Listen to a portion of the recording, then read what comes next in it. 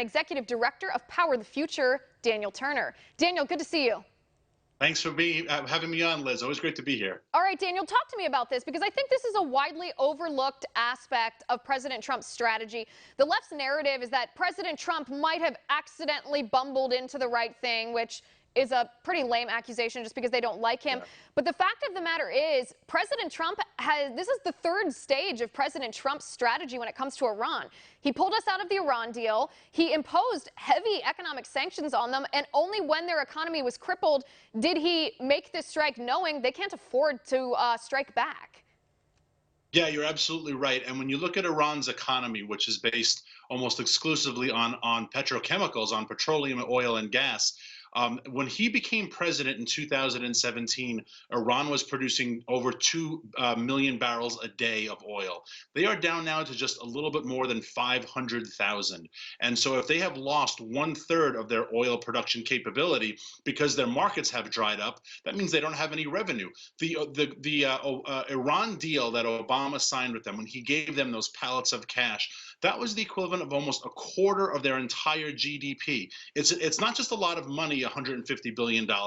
It is an absurd amount of money proportionate to what their GDP is. And so President Trump has put them in a devastating position, and they cannot afford to fight, to go to war, very similar to what Reagan did in the Cold War, the way he made the Soviet Union bankrupt. We didn't launch any missiles or bullets. He bankrupted them as a country. President Trump's doing the same thing. Yeah, and I think it's a brilliant strategy and one that is not being recognized properly, because a nation's not going to go to war even for ideological reasons if they know that they're not going to be able to fund that war and it's going to basically cause their immediate death. I think that's the case in Iran. So we have, they're the world's fourth largest crude oil reserves, but they have sanctions on the sale, as you mentioned. Their world trade is shrinking. The cost of living for the Iranian people, and this is the sad part, that the regime puts the people of Iran through this, but the cost of living is rising because their currency is weakening. Inflation is skyrocketing. There aren't job opportunities, and their unemployment rate is somewhere around 17%. That's pretty nasty.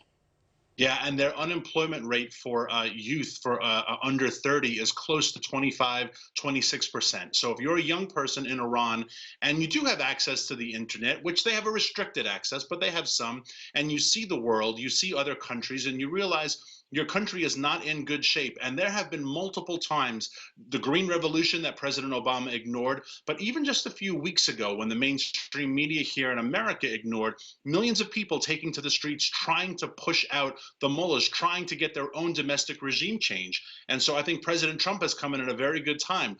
People in Iran don't want to live in these conditions. It was a prosperous country. It had incredible civil rights, women's rights in the 70s up until the Islamic Revolution. I think the people there want to go back to the way things were and be a member of the World Organization. So President Trump has given them that push. Well, I think, too, we always say domestically here around election time that it's all about the economy, stupid. That's become a punchline or a tagline of what's most important to the American people. But that's not exclusive to the American people. There's no greater way, there's no greater impetus for a people to start rebelling against their own government than the government itself oppressing the people to the point that there are no economic opportunities, because economic opportunities equal prosperity, equal being able to provide for your family, equal success, and being able to actually live your life.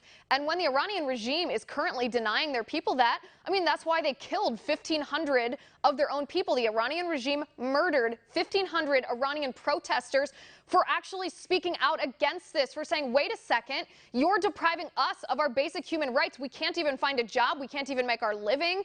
And the Iranian regime responds by murdering them. President Trump, I think, the Democrats are completely wrong about the fact that he bumbled into this. He knows exactly what he's doing.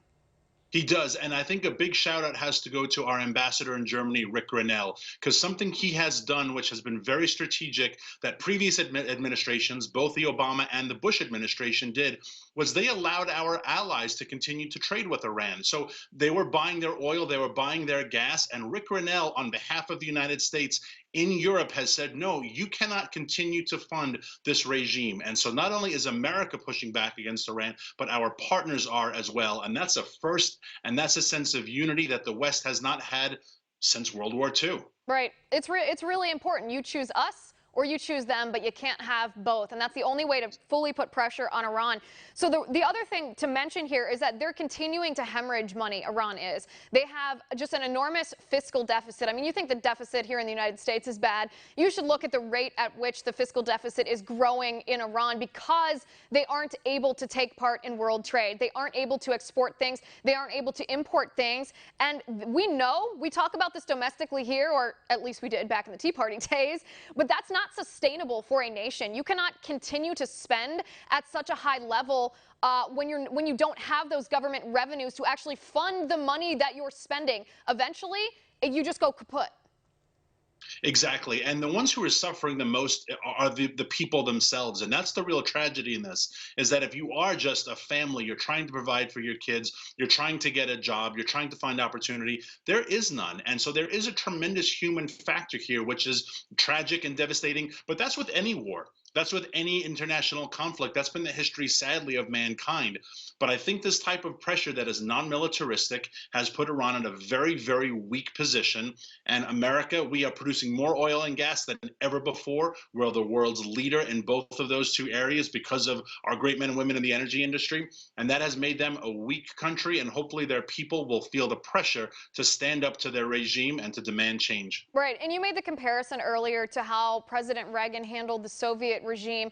And one of the key parts of Reagan's strategy when it came to toppling the communism and the socialism of the Soviet regime was talking directly to the Soviet people. I mean, we had all these radio programs that broadcast directly to the Russian people and said, listen, you have untapped potential. You're inherently free. Your government's oppressing you. This is what freedom will allow you to do, to live in prosperity and liberty and happiness. And, all of this, all of the ideas on which America was built were broadcast to the Soviets. Well, in a sense, President Trump is doing that as well when he talks about the untapped potential of the Iranian people and what they can achieve and what their lives could be like if the regime was not oppressing them the way that the regime is oppressing them. And the parallels there are really, really striking. And again, I don't think that President Trump's getting the credit he deserves for this strategy because it's not haphazard. It's well thought out. He knows what he's doing.